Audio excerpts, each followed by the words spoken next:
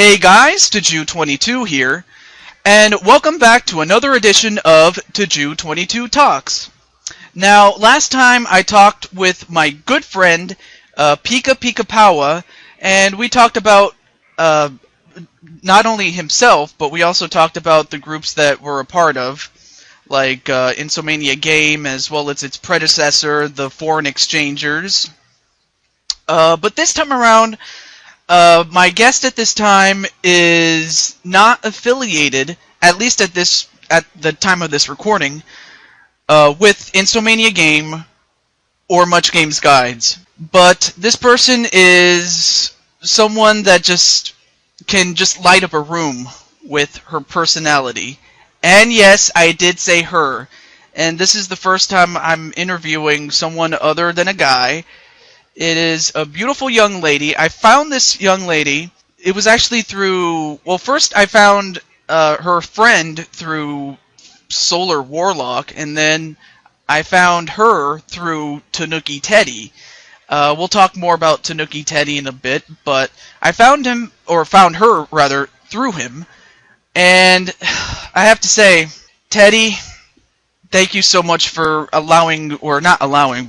leading me to her, because she's a really wonderful person, and she is, oh my god, I don't want to go too far into it, but I give you my good friend and my guest at this time, ViaVanille. Hi guys! So happy to be here. Yes, it's really good to have you here. Is there anything you want to say before we start? I hope you guys enjoy the interview, and it's a good pleasure to meet Mr. Jew22, Mr. TehJew22. Yeah. But yeah, I hope everyone enjoys the interview and everyone has some good laughs and fun and all that good stuff. Yeah, I seem to have a lot of fun. I had fun with my previous three guests, Truhu82, LP Grotus, and Pika Powa, and if I had as much fun with them, I can only imagine how much more fun I'll have with you. Well, you know what I mean by that, folks, okay? Sometimes... Go ahead. I love to make people laugh. I really do. I try really hard, and, I really do. Even if it makes myself look kind of silly sometimes, but, Yes. Laughter is the best cure for everything. Yeah. Sadly, that's what Robin Williams said in one of his movies, Rest in Peace. He was a funny guy, but what he did or what happened to him is no laughing matter. Yeah, I know. When I found out, it was just horrible. Like, my heart literally sank. It's kind of like the same feeling when I found out Michael Jackson passed away, because Robin Williams was a big part of my childhood, especially with Mrs. Doubtfire, obviously. Oh, I love that movie. I love that movie so much. I watched it over and over. I used to have the VHS of it when I was a kid.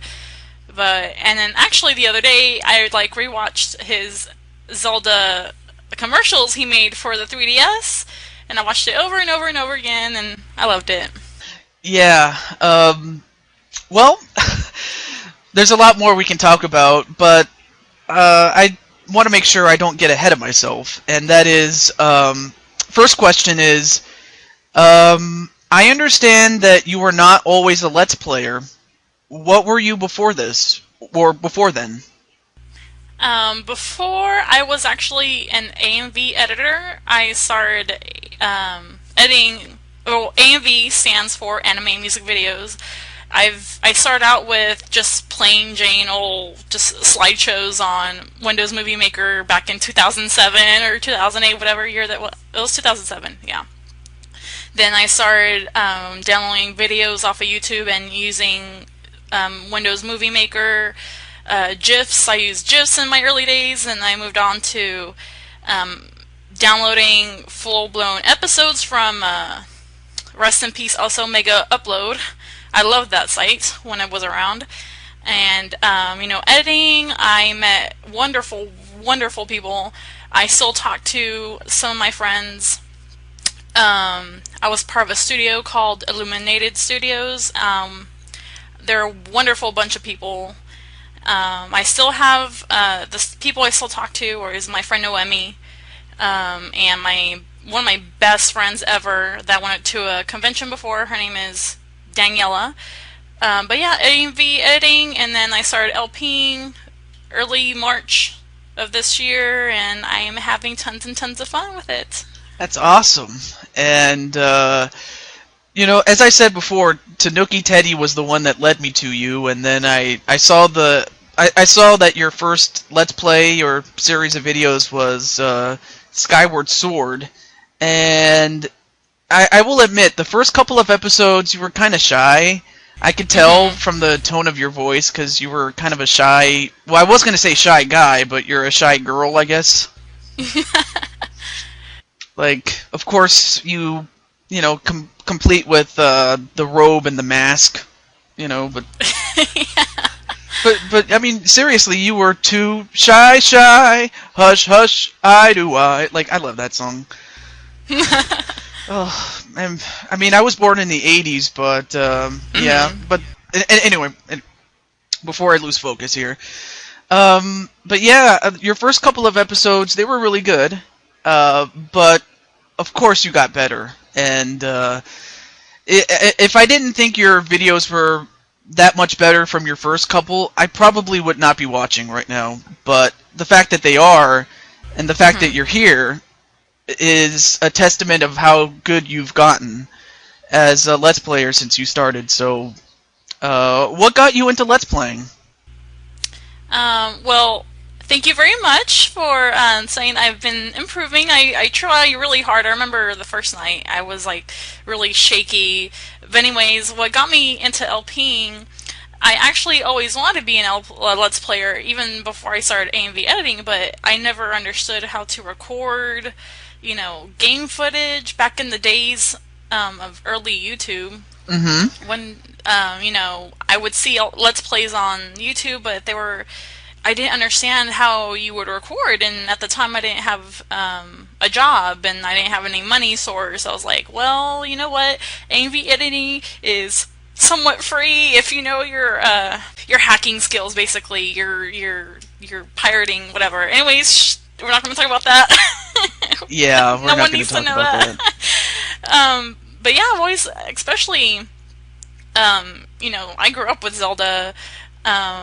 It wasn't my first game ever. My first game ever was the Super Mario on the Super Nintendo, or on not Super Nintendo, the original Nintendo, the NES.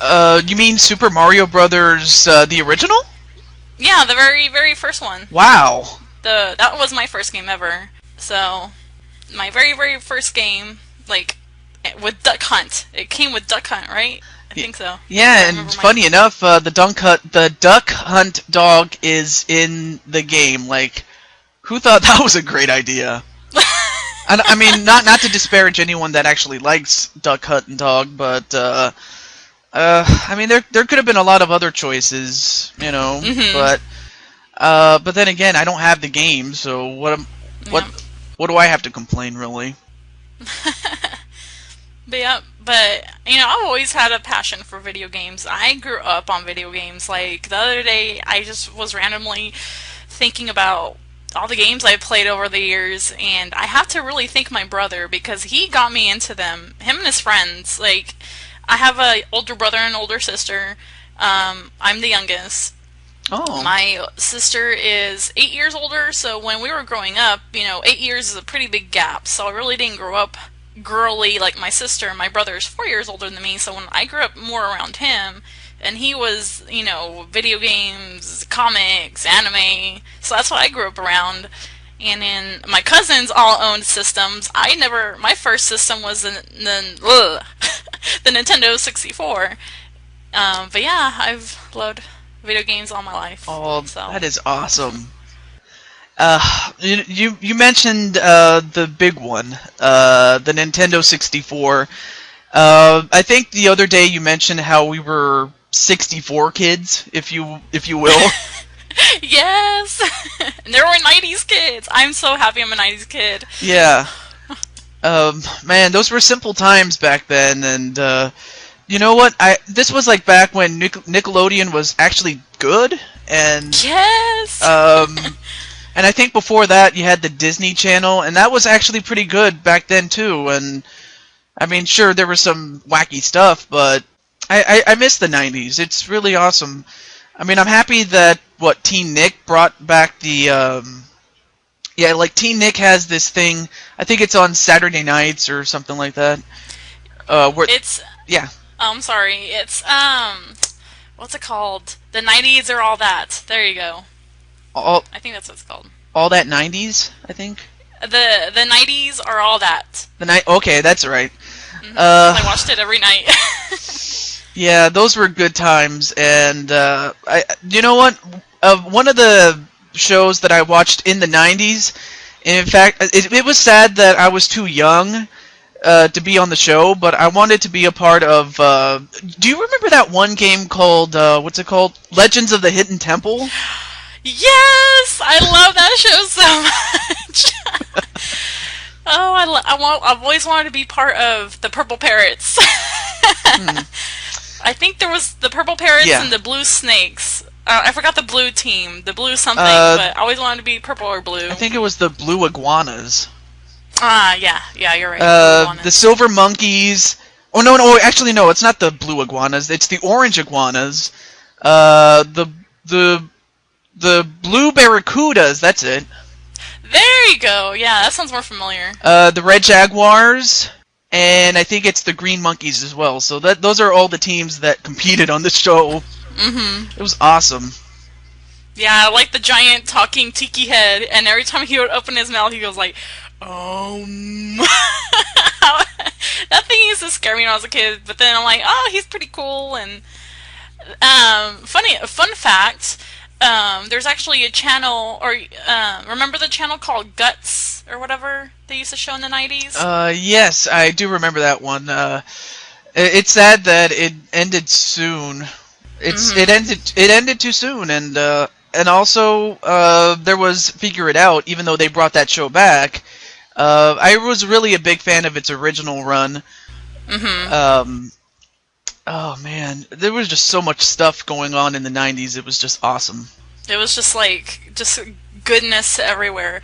But the fun fact is that channel Guts, basically it showed like sports games and things like that from the 90s from Nickelodeon. That channel is still airing in Mexico. So whenever I went to visit my grandma, I would watch all the 90s things. And they have a channel over in Mexico too that's dedicated to nothing but 90s and 80s anime. So that was just the good stuff. Wow.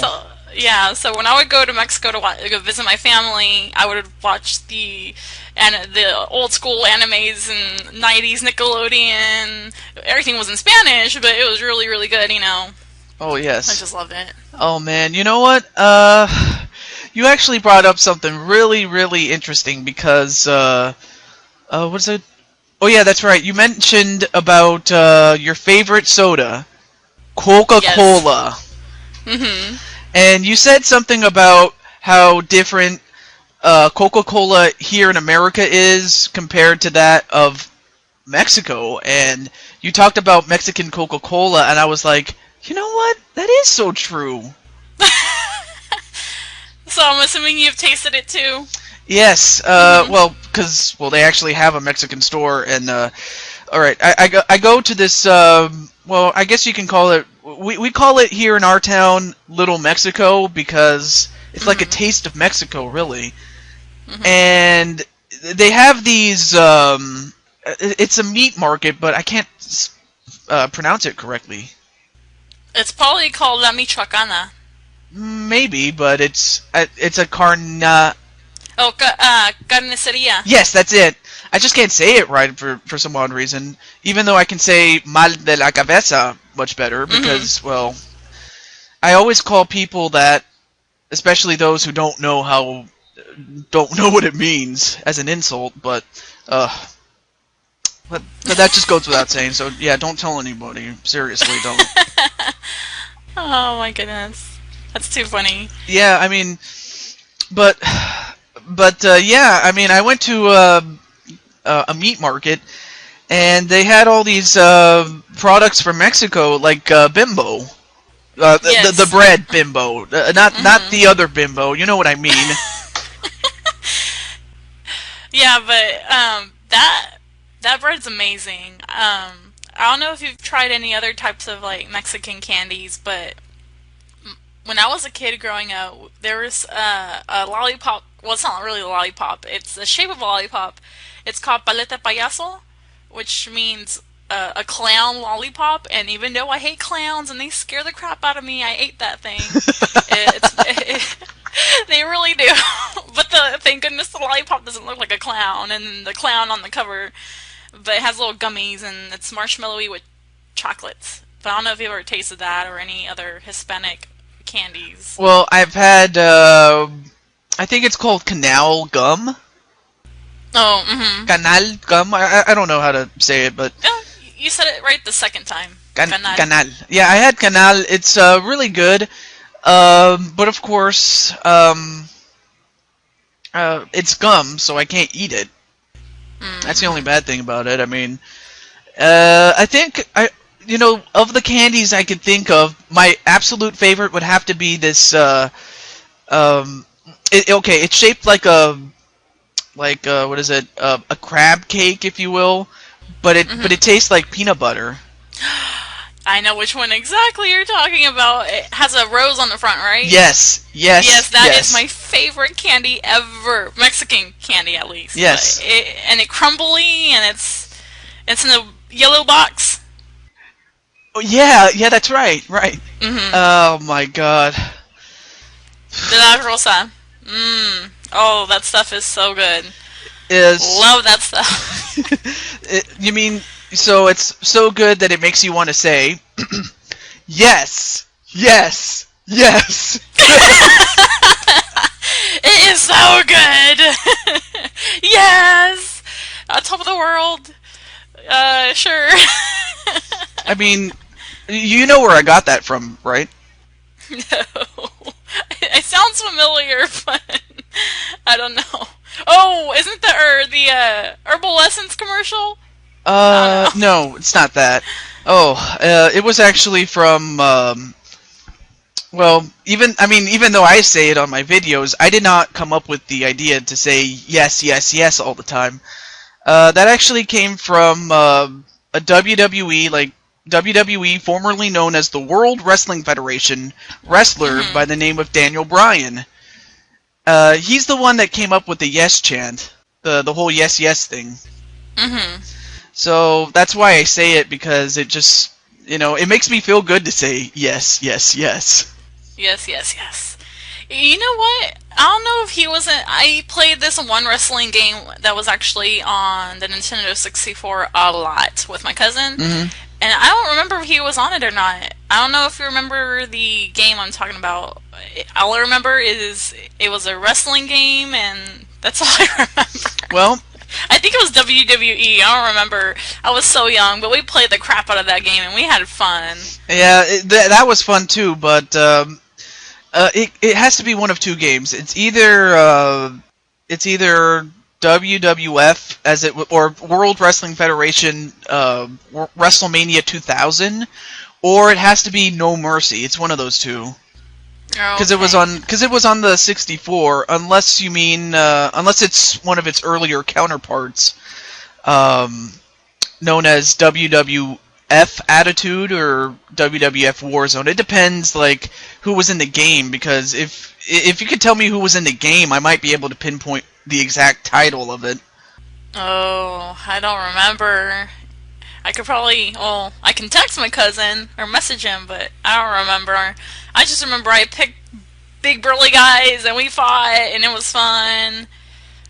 Yeah. Those were good times, and they were.